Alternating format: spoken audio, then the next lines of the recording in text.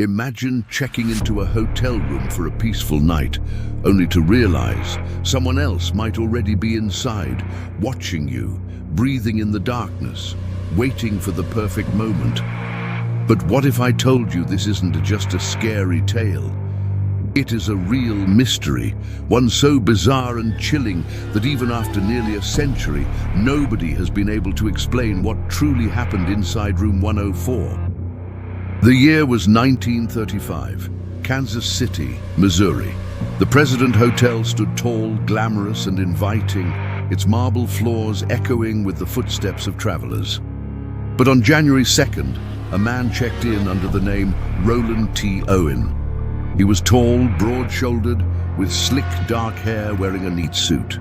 What was strange? He carried almost nothing with him, just a comb, a toothbrush, toothpaste, no suitcase, no bags, no extra clothes. To the bellboy, it was as if the man was running from something, or perhaps hiding. Roland was given room 104 on the 10th floor. From the moment he entered, odd things began. He closed the blinds tightly, refusing to let daylight touch the room. He asked the maid to leave the lights dim, as if he feared someone might see him. He never lay on the bed. Instead, he sat motionless in a chair, staring at the carpet, lost in thought. Who was he waiting for? The maid noticed his behavior and later reported it to hotel staff.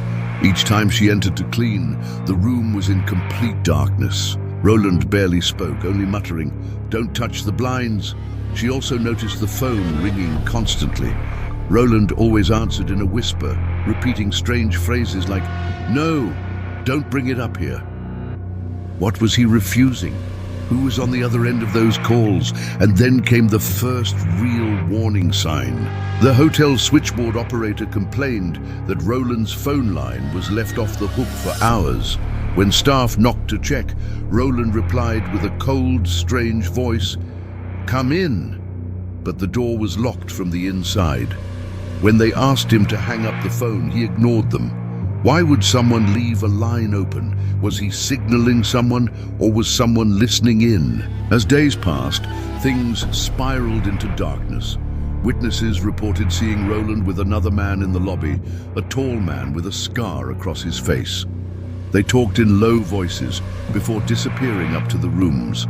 Another guest claimed they overheard shouting, banging furniture, and what might have been a woman's scream from room 104. But when staff asked, Roland insisted he was alone.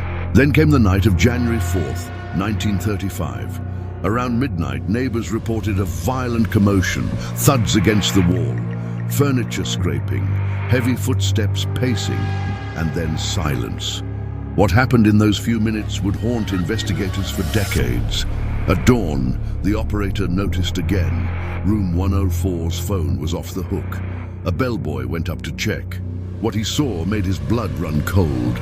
Inside, Roland lay naked, slumped on the floor between the bed and the wall.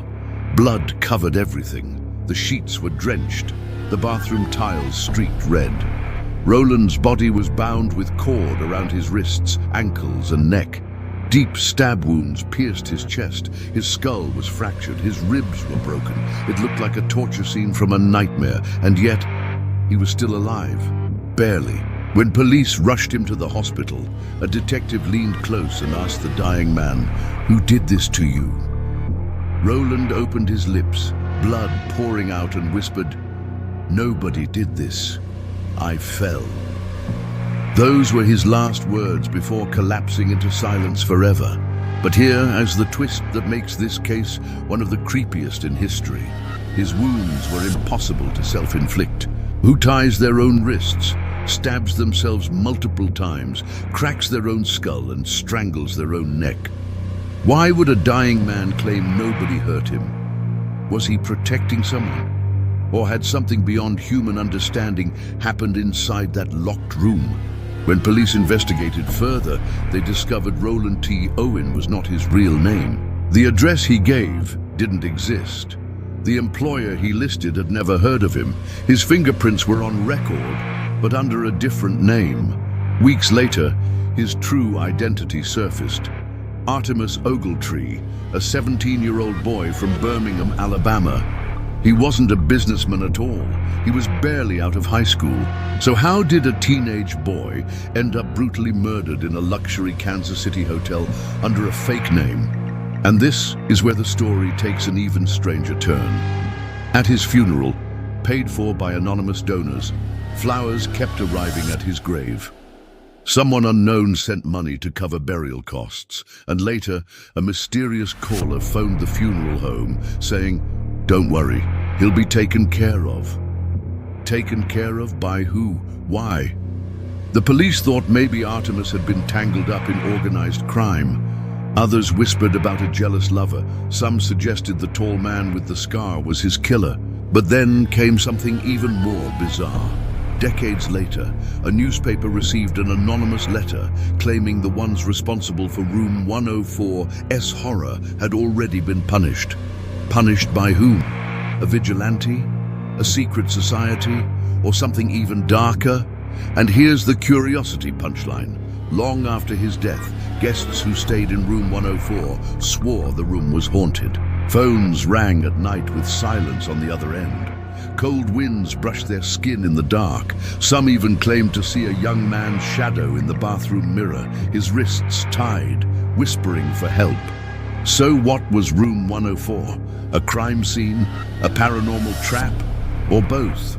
After Artemis Ogletree's brutal death, the investigation only grew stranger. Detectives dug through every piece of evidence from Room 104, but the deeper they looked, the more confusing it became. There were fingerprints in the room that did not belong to Artemis. Some belonged to a woman. But who was she?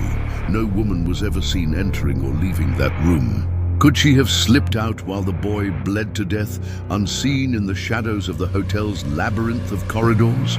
Or was she part of something bigger, something organized? The hotel staff remembered odd details. A mysterious phone call made from Roland's room around midnight. A guest on the same floor claimed to have heard a man angrily say, "Don't you dare involve her." Who was her? A lover, an accomplice, or someone who knew too much?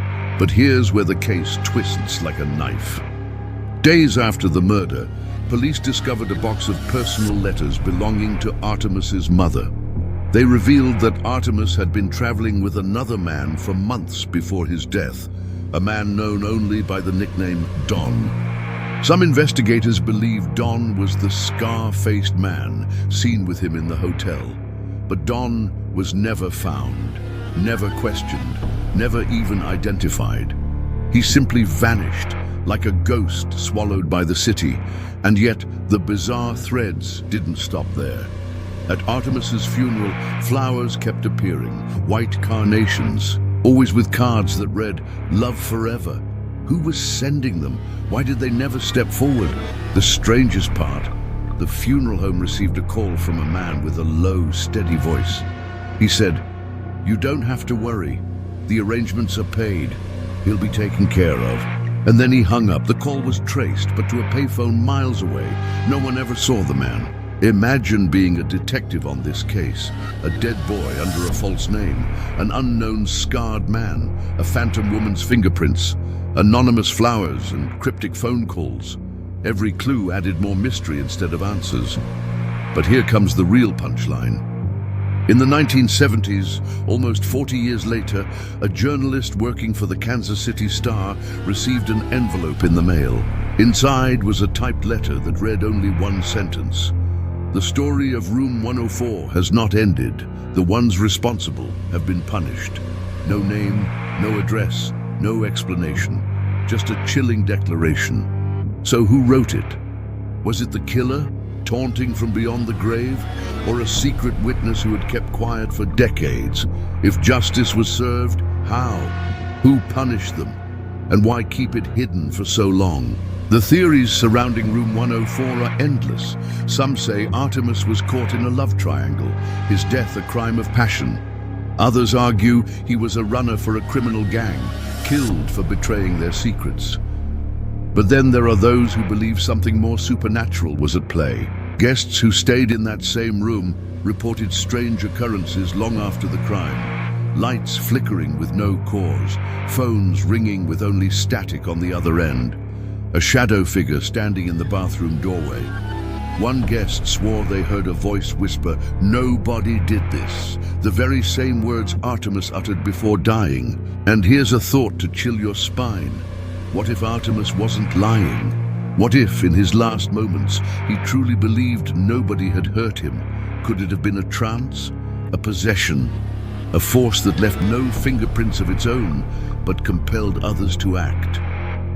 Was Room 104 cursed, drawing in its victims like moths to a flame? Even paranormal investigators who later examined the story described the room as energetically violent. They claimed that the walls themselves seemed to hold trauma, as though the murder had imprinted itself permanently, replaying in cycles like a broken record. But the scariest part? Room 104 is still there. Guests who know the history request it on purpose, daring to spend a night inside. Some leave in the middle of the night, pale, shaken, refusing to speak about what they saw. Others say they dream of a boy's voice crying for his mother. A few claim to have seen blood dripping from the bathroom sink, vanishing the second the light flicked on. The President Hotel has changed over the years, but the legend of Room 104 refuses to die. It lingers in whispered stories among staff, in late-night conversations with cab drivers, in paranormal forums online. Everyone has a theory, but nobody has the answer. And that's the dark truth. The case of Artemis Ogletree remains one of America's most baffling unsolved mysteries. A boy with no luggage, a false name, a locked room drenched in blood, a dying declaration that nobody did this, a scarred man who vanished, a phantom woman's fingerprints, anonymous flowers, and a letter, decades later, claiming the guilty had already been punished. So tonight, as you lie in bed, think about this. What if you checked into a hotel room and something about it felt wrong? What if the phone rang at midnight with silence on the other end? What if you saw your reflection in the mirror, but behind it, another face was staring back? Would you stay, or would you run? Because in Kansas City, Room 104 still waits, and nobody, not the police, not the journalists, not the psychics, has ever truly solved the mystery of who killed Artemis Ogletree. Maybe the truth lies buried with him, or maybe, just maybe, the room itself still knows, and is waiting for the next guest brave enough to step inside.